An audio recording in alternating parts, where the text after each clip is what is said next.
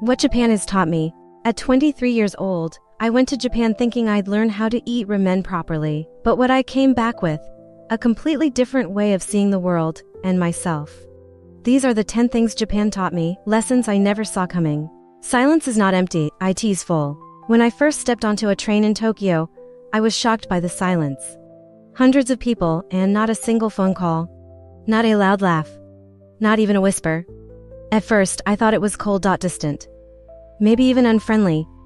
But then I started to listen, to the absence of noise.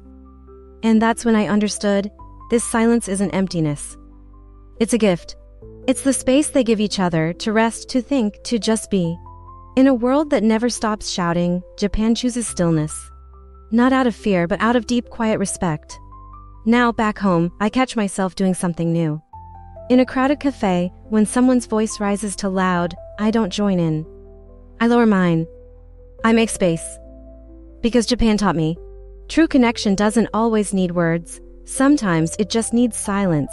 Cleanliness is a form of kindness. In Kyoto, you'll walk for blocks and not find a single trash can.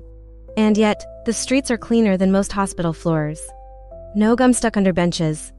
No plastic bags blowing in the wind. Just cobblestones, cherry blossoms, and perfect stillness. At first, I didn't get it. Then I saw a schoolchild pick up a leaf that wasn't even theirs and drop it in their small bag. That's when it hit me. In Japan, cleanliness isn't about rules. It's about care. For your neighbor. For the next person who walks this path. For the quiet dignity of shared space. I used to leave coffee cups on my desk. Crumpled receipts in my car. But after Japan, my hand moves before my mind catches up. I pick it up. I tidy it. I make it right. Because Japan didn't teach me to clean. It taught me to love the world enough to keep it beautiful. Time isn't a race, it's a gift. In Japan, if a train is delayed by 20 seconds, they issue a formal apology.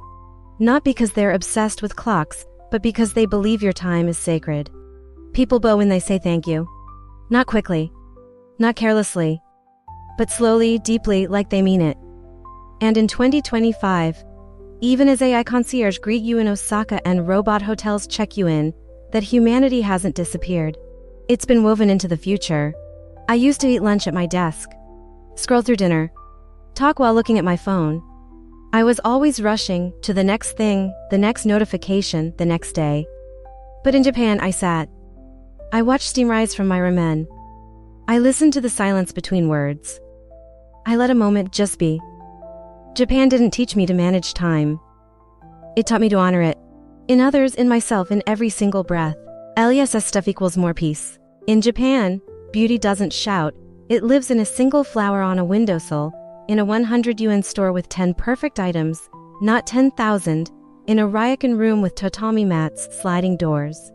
And nothing else, in 2025. That simplicity has a new mission.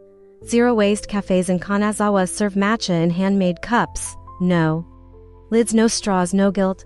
Hostels hand you a bamboo toothbrush like a quiet promise. Live lighter, and something inside you shifts. You pack one small bag and realize you never needed more. You watch a craftsman spend hours carving a single spoon, and wonder why you ever bought 10 cheap ones.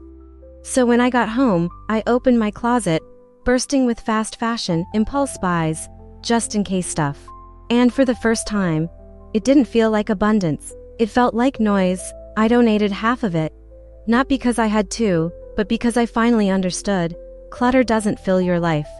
It drains your peace, and Japan, it gave me back the space to breathe. Being alone does not equal being lonely. Japan is one of the safest places on earth, yet, walking through Shinjuku at night, surrounded by millions, I've never felt more alone. No one asks, "Where you from?" at the konbini. No forced small talk on the train. At first, that silence felt like distance. Like I didn't belong. But then, I stopped fighting it. I sat alone in a tiny ramen bar, steam rising, chopsticks in hand. I wandered a forest path in Yakushima, no one else in sight, just moss and mist. And in that stillness, something rare happened. I stopped performing. Stopped scrolling. Stopped trying to fill the quiet with noise. I just was. And for the first time in years, I liked who I was when no one was watching. Japan didn't fix my loneliness. It didn't need to. It simply gave me the space to sit with myself and discover that being alone isn't emptiness, it's peace. Omotenashi is real and it's free. There's a word in Japan they don't translate well, omotenashi. It's not service, it's not customer care, it's seeing someone's need. Before they speak it, it asks the ryokan host who notices you. Ray cold, and quietly brings a hot towel. It asks the station attendant who walks you 3 blocks, just to make sure you catch your train. It's the elderly woman who spends 10 minutes helping you read a map, even though she doesn't speak English. And here's the miracle, no tip is asked. No thank you is expected. The act itself is enough. I came home changed. I hold doors longer. I listen with my eyes, not just my ears. I give, not because I'll get something back, but because someone once gave me grace. In a language I didn't even understand. Japan didn't teach me manners, it taught me how to love without keeping score. Progress doesn't mean losing soul.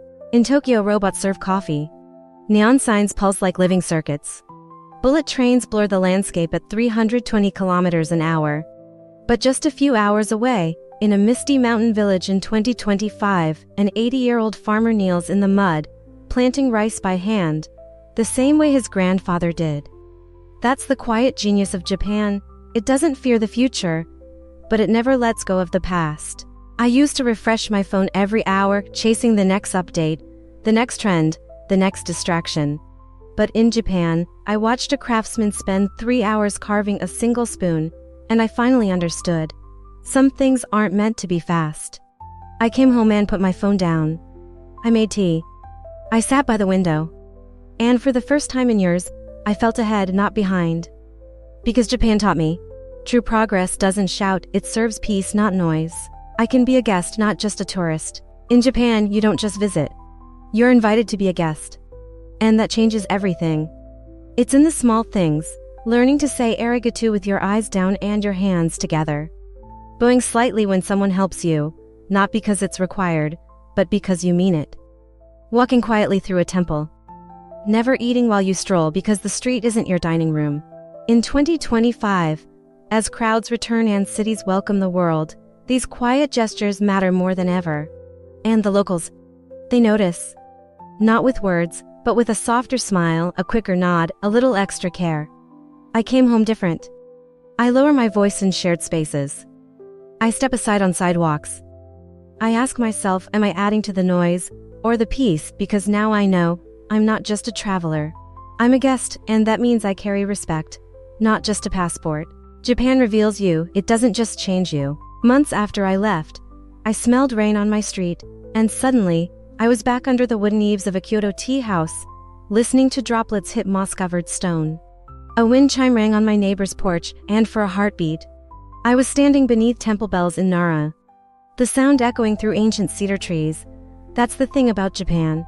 It doesn't shout. It doesn't beg you to remember.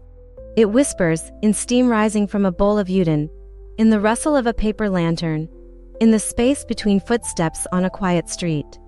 And in 2025, as the world grows louder, with notifications, noise, endless urgency, that whisper became my anchor.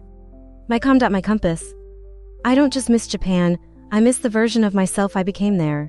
Slower, kinder, more present. So if you're going to Japan in 2025, go, but go gently, go with respect, and let Japan teach you not just how to travel but how to live. Thank you for watching my video. Please subscribe my YouTube channel.